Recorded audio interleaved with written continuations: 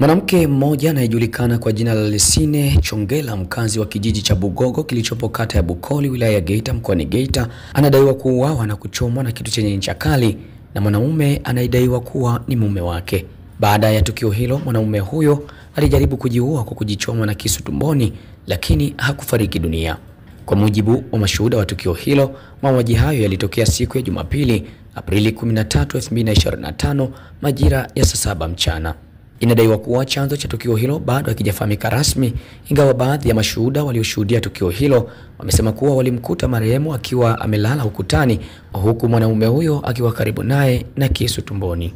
Mwenyekiti wa kitongoji cha Bugogo B, George Elias Kubanda, amesema wakati wa tukio hilo linatokea alikuwa safarini, lakini alipopata taarifa alielezwa kuwa mama mzazi wa marehemu huyo naye alipoteza maisha kutokana na mshtuko wa presha baada ya kusikia taarifa za msiba huo. Juhudi za jeshi la polisi mkoani Geita zinaendelea ili kubaini chanzo halisi cha tukio hili la kusikitisha ambalo limeacha majonzi katika kijiji cha Bugogo, kata ya Bukoli mkoani Geita. Elia Jackson Lupembe, hii ni News Update Media. Kwa majina naitwa Maneno Mbaru Mabula. Mimi ni jirani katika familia hii iliyopata tatizo hili la kufiwa huyu mama. Ilikuwa ni Jumapili saa 7 kama na robo. Mimi nilipigiwa simu na majirani wenzangu. Na jirani yangu aliyenipigia hiyo, tuliwaona marehemu amelala akiwa kama ukutani wakati unaingia, lakini mume wake akiwa mwanzo. Na baada ya kuwa tumeingia, tulianza kumwangalia yule mama. Tayari hata jicho lake lilikuwa limeshaanza kuwa jeupe. Lakini baada ya kumwangalia yule mwanaume, tulimwona na kisu tumboni, ila akipumua pale tumboni, manaka anapopumua kisu kile kinacheza. Baada ya pale tuliamua kumvuta nje kwa ajili sasa kutengeneza mazingira ya huduma ya kwanza. Kabla hatujapata usafiri wa kumsafirisha kumpeleka katika kituo cha afya, akafika askari ambaye ni J4 akitokea kituo cha polisi Ikina ambayo kiko hapa Bukoli. Unajua waandishi, katika hali ya kawaida kwenye majumba migogoro midogo midogo hakika sote tunazo. Na huwezi ukawa kila unapokuwa unapita unaendelea kuandika habari za hii familia wanaishije.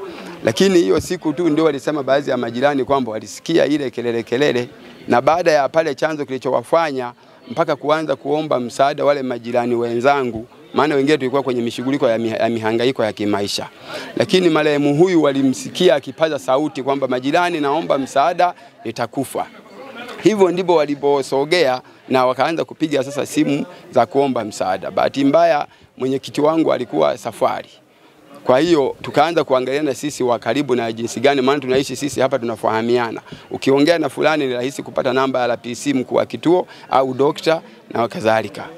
Kwa hiyo tulipofika kuuliza sasa labda mpaka kaka wa familia kwenye hili atasaidia, kwa sababu kama kulikuwa kuna mgogoro wa muda mrefu, yeye ndio ni mkubwa wa huyo binti na ndio ndugu aliyenaye hapa karibu. Kwa hiyo yawezekana akawa na taarifa za msingi kwamba wameshauriwa na yeye mara ngapi. Lakini mimi nilichokisikia kwamba baada ya kuwa nimefika kuwakuta wale 6, mimi nikawa wa 7, niliwauliza, baada ya nyinyi hapa mmefika, mlichokishuhudia ni nini? Wakasema wakati tunafika yule marehemu alipaza kwa sauti akisema kwamba mimi mume wangu kwa hali hii kama utaniacha nitakufa. Aliongea sauti hiyo mara 3. Maana yake hakurudia tena. Wakamgongea mlango yule bwana, wakimuomba kwamba bwana, haya mambo ya familia na sisi tunayofungua tuelewane. Sasa baada ya pale yule bwana aliwaambia msipige simu polisi wala kwa mwenyekiti, natoka tuzungumze, akiwa chumbani. Lakini alipofika sebleni aliongeza ile sabufa muziki.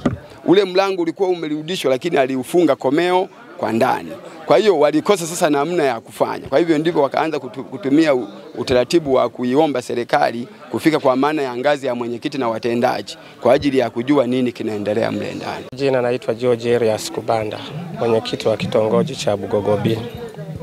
Ambapo nilikuwa safari, nilipata taarifa kutoka kwa mwenyekatibu wangu wa kitongoji. Ndio pia nimeziambiwa hapa kwenye msiba nilipo. Baada ya tukio hilo, mama yake alikuwa na pressure, alishikwa mshtuko mkubwa na yeye akaanguka pia na kufariki. Mama wa marehemu, wa yule mama aliyefariki. Baada ya kupata taarifa ya mtoto wake kuwa amechomwa kisu, alishtuka. na hayupo hapa, yuko Kigoma yule mama. Zile taarifa tu zielekea kushtuka na yeye na kufariki pia. Asante. Msiba ni wa kwetu sote, lakini msiba huu unasikitisha kwa sababu haujatokea katika njia za kawaida. Kwa jina naitwa Faraji Rajab Sefu, diwani wa kata ya Bukoli. Tukio hili kwa kweli limetusikitisha sana kwa sababu mimi nilipata taarifa nikiwa kwenye kikao Ntono, lakini nilipofika nikakutana na katibu wa mwenyekiti wa kitongoji cha Bugogo B. Akanieleza tukio lililotokea lililotupata ndani ya kijiji chetu na kata ya Bukoli. Baada ya kunieleza nikauliza hatua zilizochukuliwa, nikaambiwa hatua zilizochukuliwa mpaka sasa marehemu yuko hospitali Nyarugusu, lakini pia na huyu mume wake ambaye amesababisha kifo hicho au aliyefanya shambulio naye alikuwa amekwishachukuliwa hatua na polisi wetu na akawa amepelekwa Nyarugusu pia. Matukio haya ndani ya kata yangu na nje ya kata yangu yanatokea mara kwa mara kwa sababu tuseme tu mmomonyoko wa maadili, lakini pia vijana wanakuwa na stressi. Mimi na washauri wananchi wakubwa kwa wadogo, unapokuwa na jambo mshirikishe mtu mzima akushauri au fikisha katika vyombo vya ulinzi na usalama, serikali, wenye vitu wa vitongoji, fikisheni mshauriwe. Lakini pia ikishindikana achaneni kwa wema, sio kuchukua hatua kama hizo ambazo zimepelekea huyu amefariki, lakini huyu naye yuko amekamatwa na jeshi la polisi ili akatumikie au akathibitishe au vile vyovyote ambavyo serikali itajiridhisha kwamba aidha anatuhumiwa au hana hatia. Kwa hiyo siwezi kusema sana, lakini kikubwa zaidi ambacho napenda kukisema, wananchi wasichukue sheria mkononi. Lakini pia jambo jingine na iasa jamii. Jamii yetu imekuwa ina mambo ya mzaha sana, lakini hata wakubwa wanapofuatwa na wadogo au wanapoona jambo linataka kuharibika hawachukui hatua ya kuwashauri. Mara nyingi mzaha unakuwa mwingi. Masuala kama haya yanapelekea mpaka watu wanaingiza sababu za kisiasa. Sababu za kisiasa, nasema mtu ana swala na mke wake baadaye umshauri, wewe unapelekea sababu za kisiasa au unapelekea sababu tu ambazo hazieleweki. Kwa hiyo vijana wanashindwa kupata ushauri unaofaa, ni namna gani ya kutatua jambo au namna gani ya kuchukua hatua iwapo wamehitirafiana na mwenza wake.